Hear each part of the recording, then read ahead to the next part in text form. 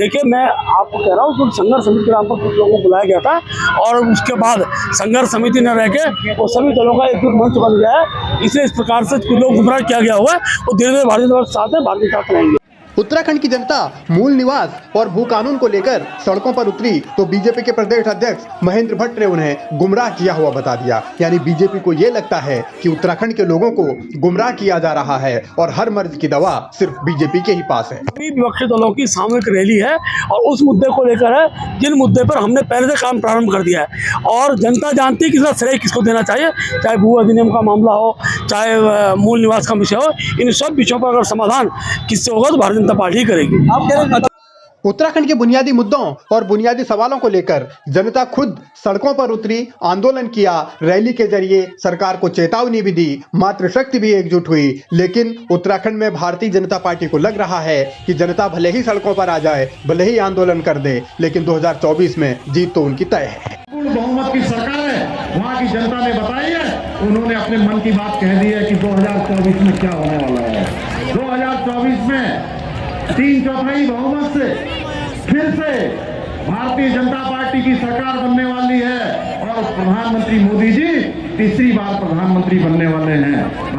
BJP के तमाम नेता इसी तरीके के दावे कर रहे हैं। उनको लगता है कि उनकी हार असंभव है, नामुमकिन है और इसीलिए अब उत्तराखंड की जनता को भी वो कह रहे हैं कि इन्हें गुमराह किया जा रहा है। बहरहाल सवाल सियासत का है और सियासत में सत्ता का है, तो सत्ता में अभी भारतीय जनता पार्टी है, इसीलिए उनको सवाल दिख नहीं रहे।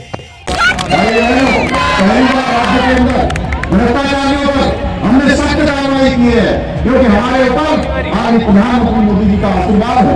उनके मार्गदर्शन में हम लगातार ऐसे काम कर रहे हैं जो देवभूमि को जिसकी जरूरत है, उत्तराखंड को जिसकी जरूरत है। भाई बहनों, पहली बार प्रदेश के अंदर हमने राजस्व पुलिस को बेगवा पुलिस के रूप में बढ़ाने का काम किया है। इसी प्रकार मोदी के नाम के सहारे ही उत्तराखंड में सब कुछ चलाने की कोशिश हो रही है और बतौर मुख्यमंत्री धामी क्या कर रहे हैं, कैसे कर रहे हैं, कब कर रहे हैं, किसके लिए कर रहे हैं, इस सवाल का जवाब मांगने की बीजेपी में कोई हिम्मत नहीं कर पा रहा या फिर किसी में क्षमता नहीं है और इसीलिए तमाम मुद्दों को एक अलग हवा दी जा रही है। इसी प्रकार से समान नागरिक संहिता उसको बढ़ाने के लिए जो हमने उत्तराखंड की देशपूर्ण जनता से इस विधानसभा के आम चुनाव से पहले हमने संकल्प लिया था, हमने उत्तराखंड की देशपूर्ण जनता के सामने अपना संकल्प रखा था और उत्तराखंड की देशपूर्ण जनता ने हमको आशीर्वाद दिया, दोबारा सरकार में आने का अवसर दिया, सेवा करने का अवसर दिया और हमने उसके लिए कमेटी बनाई। हमारा ड्राफ्ट उस कमेटी ने बनाकर तैयार कर लिया है। अगले माह तक हमको जैसे ही ड्राफ्ट मिल जाएगा, ड्राफ्ट मिलने के बाद उत्तराखंड की सरकार उसको लागू करने की